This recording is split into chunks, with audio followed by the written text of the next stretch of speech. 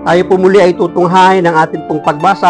Hahangin natin ang mabuting balita sa Ebanghelyo ni San Mateo, Kabanatang 13, mga talata 1 hanggang 9. Noon ding araw na iyon, si Jesus ay lumabas ng bahay at naupo sa tabi ng lawa.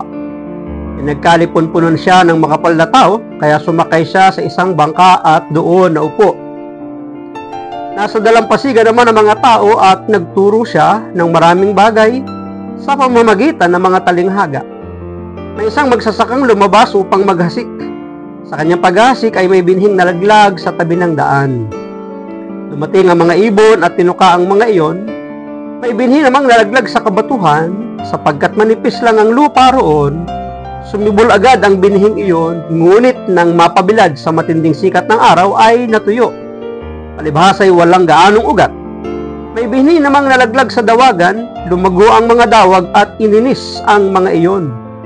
Ngunit ang binhing nalaglag sa mabuting lupa ay nag-uhay, may tig-100, may tig-60, at may tig-30 butil ang bawat uhay.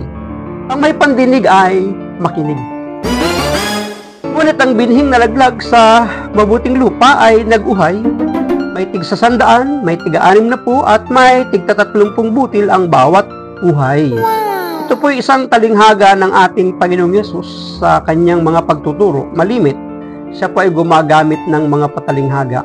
At sa atin pong pagbasa, meron po siyang tinutukoy na mga uri ng lupa at magkakaiba ang kanilang pagtanggap sa mga binhi sa butil. At sinasabi nga ng Biblia na ang mga binhi dito, ang mga butil dito ay tumutukoy sa mga salita ng Diyos. Yung bukid naman o yung lupa ay tumutukoy sa puso ng tao kung paano niya bang tinatanggap ang mga aral at salita ng Diyos. Ito ba'y nagkakaroon ng buhay, nagkakasanga, nagkakabunga, nagiging hitik ba ang bunga?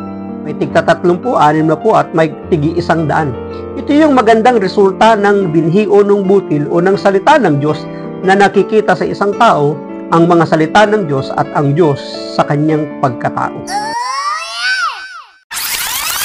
Inihahasik ng Diyos ang binhi ng kanyang salita sa lahat ng anuman ang katayuan ng tao sa kanyang buhay. Ang lahat ay may karapatang mahasikan ng binhi ito.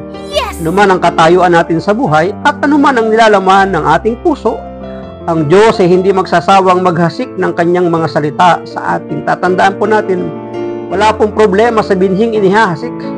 Nasa puso ng tao ang pagtanggap kung ito'y magkakaroon ng magandang resulta o bunga sa kanyang buhay. Palaging may sinasabi ang Diyos sa ating buhay at karanasan. Hindi tayo mauubusan ng kwento at aral mula sa mga salita ng Diyos. Ito ang dahilan kung bakit hindi nagsasawa ang iglesia sa pamamagitan ng mga pari na mangaral ng salita ng Diyos sa madaliman o sa mahirap na sitwasyon kahit saan ngang lugar. Sa matatarik na mundo, tinatawid na dagat, nilalakad ng mga kapatagan, mahirap man, patuloy pa rin ang paghasik ng kanyang mga aral salita sa mga lingkod niyang ginagamit sa kapanahunan, hindi lamang mga kaparian. May kapangyarihan ng salita ng Diyos na baguhin ang buhay at kalooban ng sinumang taong makasalanan. Binigay ng Diyos ang kanyang salita hindi lamang upang maunawaan natin. Binibigay niya ito sa atin upang baguhin ang ating buhay. Sapagkat ang salita ng Diyos ay may kakayahang magbago sa atin pong pagkatao. Walang pusong napakatigas para hindi mapalambot at mahubog ng mga salita ng Diyos. Totoo yan. Sa tamang paghahanda at pag-aalaga sa ating puso, tiyak, dalalago at mamumunga ng sagana ang salita ng Diyos sa ating buhay. Kaya nga dapat kapag nahasik na sa ating buhay ang mga salita ng Diyos, ang inaasahan dito ng maghahasik, walang iba kundi ng ating Diyos, ay yung bunga. Sapagkat wala namang maghahasik na hindi umaasa na magbubunga ang binhing kanyang itatanim. Ganon din ang mga salita ng Diyos, may inaasahan ang naghasik sa atin na magandang resulta ng mga salita ng Diyos na tinanggap sa ating buhay. Kaya nga, sa mga uri ng lupa na binabanggit sa ating pong pagbasa, sa anong uring lupa may hahambing natin ang ating mga puso? Sa daan, sa batuhan, sa madawag o sa matabang lupa? Ano ba natin tinatanggap at inuunawa ang mensahe ng salita ng Diyos sa araw-araw? Tayo po ang makakasagot niyan.